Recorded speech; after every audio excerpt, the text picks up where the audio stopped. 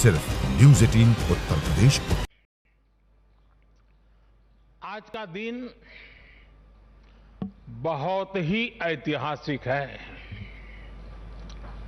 आज का दिन भारत के लोकतांत्रिक इतिहास में मील के पत्थर की तरह है। भारतीयों द्वारा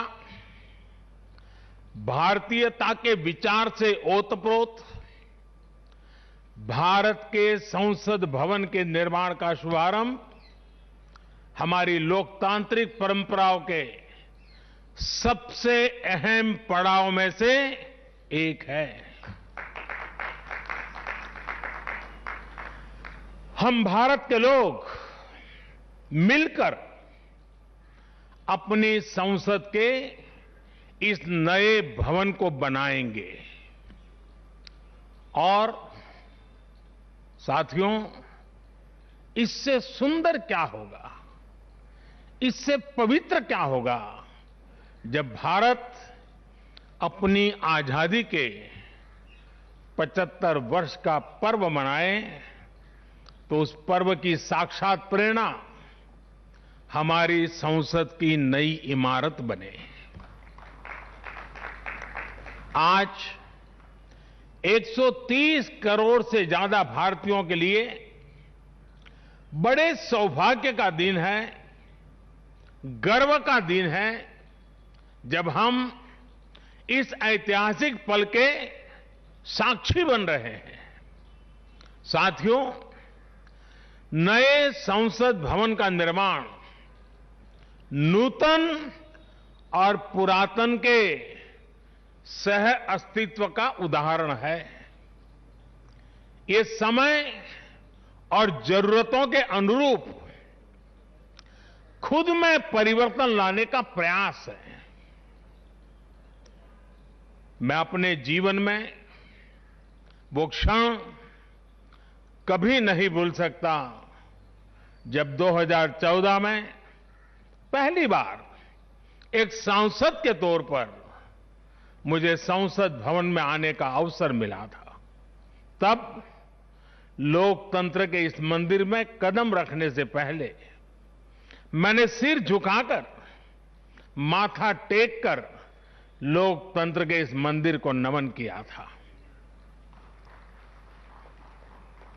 हमारे वर्तमान संसद भवन ने आजादी के आंदोलन और फिर स्वतंत्र भारत को गढ़ने में अपनी अहम भूमिका निभाई है।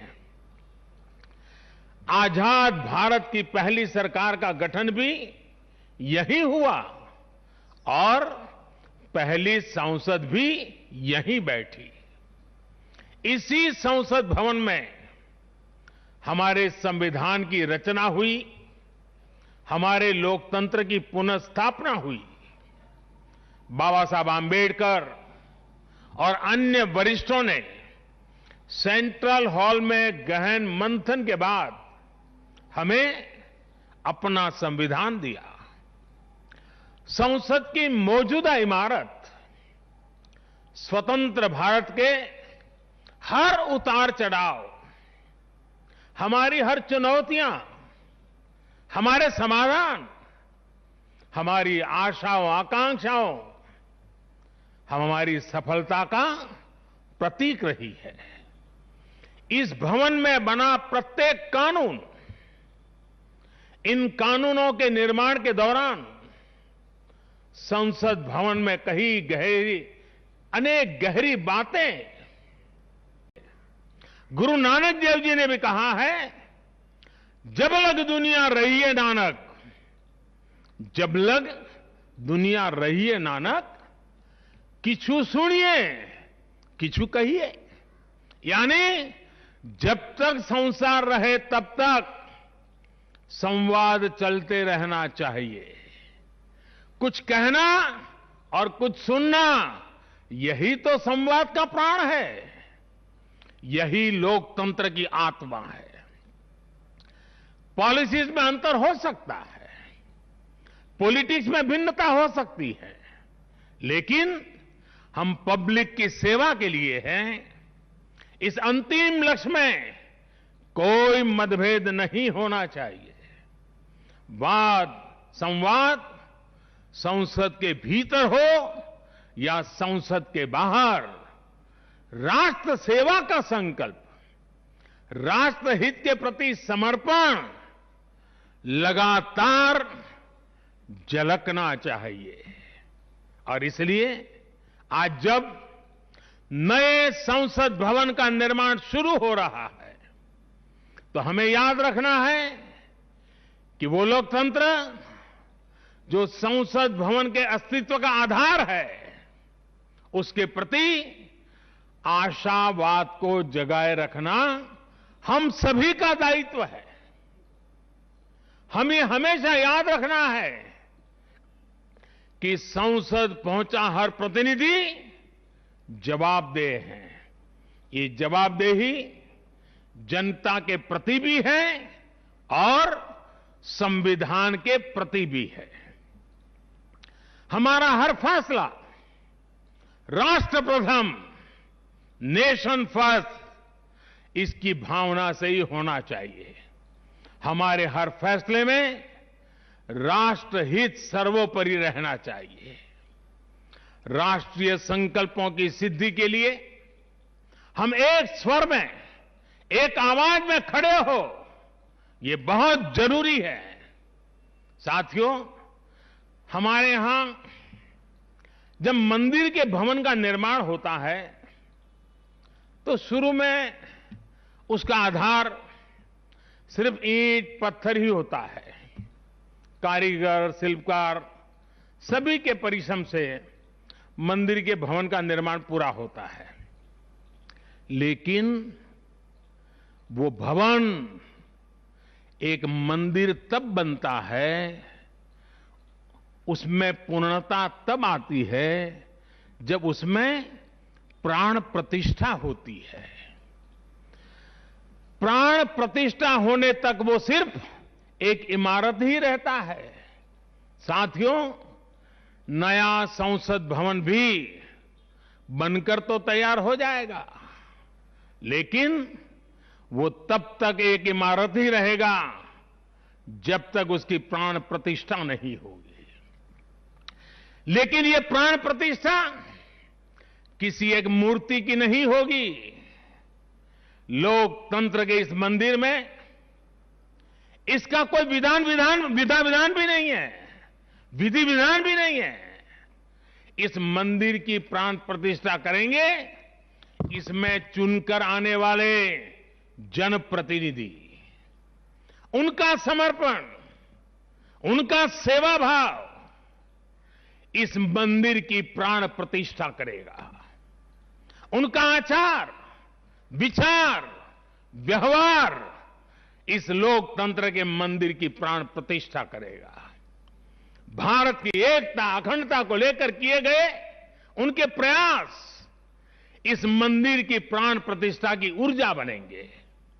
जब एक एक जनप्रतिनिधि अपना ज्ञान, अपना कौशल्य, अपनी बुद्धि, अपनी शिक्षा, अपना अनुभव पूर्ण रूप से यहां निचोड़ देगा, राष्ट्रहित में निचोड़ देगा, उसी का अभिषेक करेगा, तब इस नए संसद भवन की प्राण प्रतिष्ठा होगी। यहां राज्यसभा काउंसिल ऑफ स्टेट्स है, एक ऐसी व्यवस्था है जो भारत के फेडरल स्ट्रक्चर को बल देती है। राष्ट्र के विकास के लिए राज्य का विकास, राष्ट्र के विकास के लिए राज्य का विकास, राष्ट्र की मजबूती के लिए राज्य की मजबूती, राष्ट्र के कल्याण के लिए राज्य का कल्याण, इस मूलभूत सिद्धांत के साथ काम करने का हमें प्रण लेना है। पीढ़ी दर पीढ़ी आने वाले कल में जो जनप्रतिनिधि यहां आएंगे, उनके शपथ लेने के साथ ही प्राण प्रतिष्ठा के इस महायज्ञ में उनका योगदान शुरू हो जाएगा। इसका लाभ देश के कोटि कोटि जनों को होगा। संसद की नई इमारत एक ऐसी तपोस्थली बनेगी जो देशवासियों के जीवन में खुशहाली लाने के लिए काम करेगी, जन कल्याण का काम करेगी। साथियों, 21वीं सदी भारत की सदी हो, यह हमारे देश के महापुरुषों और महान नारियों का सपना रहा है। लंबे समय से इसकी चर्चा हम सुनते आ रहे हैं। 21वीं सदी भारत की सदी तब बनेगी जब भारत का एक एक नागरिक अपने भारत को सर्वश्रेष्ठ बनाने के लिए अपना योगदान देगा। बदलते हुए विश्व में भारत के लिए अवसर बढ़ रहे हैं। कभी कभी तो लगता है जैसे अवसर की बाढ़ आ रही है। इस अवसर का हमें किसी भी हालत में, किसी भी सूरत में इन अवसरों को हमें हाथ से निकलने नहीं देना है। पिछली शताब्दी के अनुभवों ने हमें बहुत कुछ सिखाया है। उन अनुभवों से सीखे और उन अनुभवों की सीख हमें बार बार याद दिला रही है कि अब समय नहीं गंवाना है, समय को साधना है। साथियों, एक बहुत पुरानी और महत्वपूर्ण बात मैं आज जिक्र करना चाहता हूं। वर्ष 1897 में स्वामी विवेकानंद जी ने देश की जनता के सामने 1897 में कहा था कि अगले 50 सालों के लिए उन्होंने एक आह्वान किया था और स्वामी जी ने कहा था कि आने वाले 50 सालों तक भारत माता की आराधना ही सर्वोपरि हो। देशवासियों के लिए उनका यही एक काम, भारत माता की आराधना। और हमने देखा उस महापुरुष की वाणी की ताकत।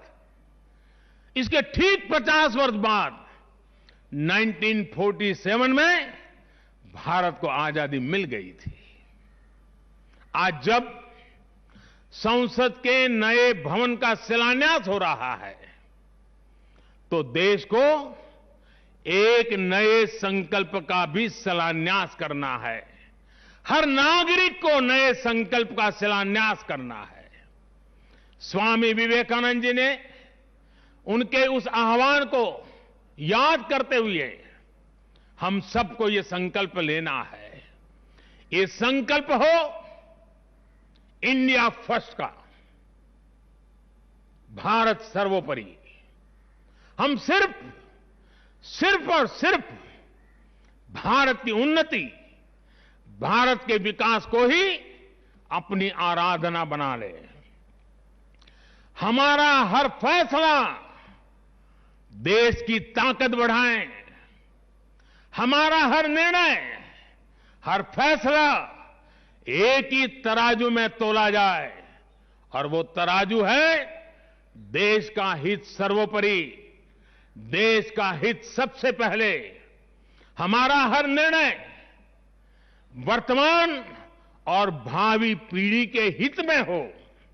साथियों, स्वामी विवेकानंद जी ने तो 50 वर्ष की बात की थी।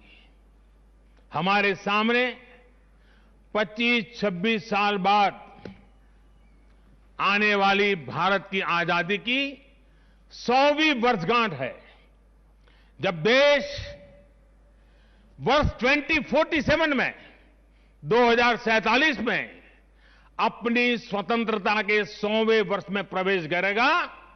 तब हमारा देश कैसा हो, हमें देश को कहां तक ले जाना है, इस 25-26 वर्ष कैसे हमें खप जाना है, इसके लिए हमें आज संकल्प लेकर काम शुरू करना है। जब हम आज संकल्प लेकर देश हित को सर्वोपरि रखते हुए काम करेंगे तो देश का वर्तमान ही नहीं बल्कि देश का भविष्य भी बेहतर बनाएंगे। आत्मनिर्भर भारत का निर्माण, समृद्ध भारत का निर्माण अब रुकने वाला नहीं है, कोई रोक भी नहीं सकता। साथियों, हम भारत के लोग ये प्रण करें, हमारे लिए देश हित से बड़ा और कोई हित कभी नहीं होगा। हम भारत के लोग ये प्रण करें, हमारे लिए देश की चिंता अपनी खुद की चिंता से बढ़कर होगी।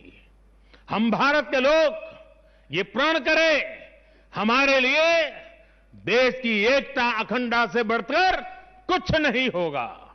हम भारत के लोग ये प्रण करें, हमारे लिए देश के संविधान की मान मर्यादा और उसकी अपेक्षाओं की पूर्ति जीवन का सबसे बड़ा ध्येय होगी। हमें गुरुदेव रविन्द्रनाथ टैगोर की ये भावना हमेशा याद रखनी है। और गुरुदेव रविन्द्रनाथ टैगोर की भावना क्या थी? गुरुदेव कहते थे, एकोता उत्साहो धरो, एकोता उत्साहो धरो, জাতীয় উন্নতি করো, দুসুক ভুবনে সবে ভারতের জয়। यानी एकता का उत्साह थामे रहना है। हर नागरिक उन्नति करे, पूरे विश्व में भारत की जय जयकार हो। मुझे विश्वास है हमारी संसद का नया भवन हम सभी को एक नया आदर्श प्रस्तुत करने की प्रेरणा देगा। हमारी लोकतांत्रिक संस्थाओं की विश्वसनीयता हमेशा और मजबूत होती रहे। इसी कामना के साथ मैं अपनी वाणी को विराम देता हूं और 2047 के संकल्प के साथ पूरे देशवासियों को चल पड़ने के लिए निमंत्रण देता हूं। आप सबका बहुत बहुत धन्यवाद।